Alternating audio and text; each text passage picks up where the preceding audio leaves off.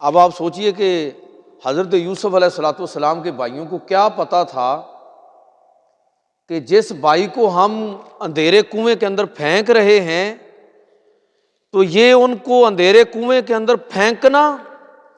یہ تخت تک پہنچنے کے لیے یہ کنواں ان کے لیے زینہ بنے گا، ان کے تو خواب و خیال میں بھی نہیں تھا۔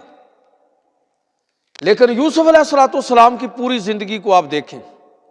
آپ کو کس طرح وہ مصر کے بازاروں کے اندر بکتے ہوئے نظر آئیں گے، کس طرح خادم کے طور پر اپنی زندگی کا، عملی زندگی کا آغاز کرتے ہوئے تہمت لگتی ہے تو اس پر کس طرح صبر اور شکر کرتے ہوئے قید کو قبول کرتے ہیں،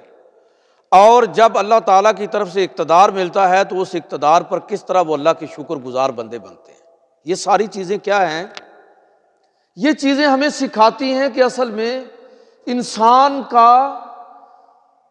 دکھ اور مصیبت کے اندر رویہ کیا ہونا چاہیے، اور جب اس کو طاقت اور اختیار ملے تو پھر اس کا رویہ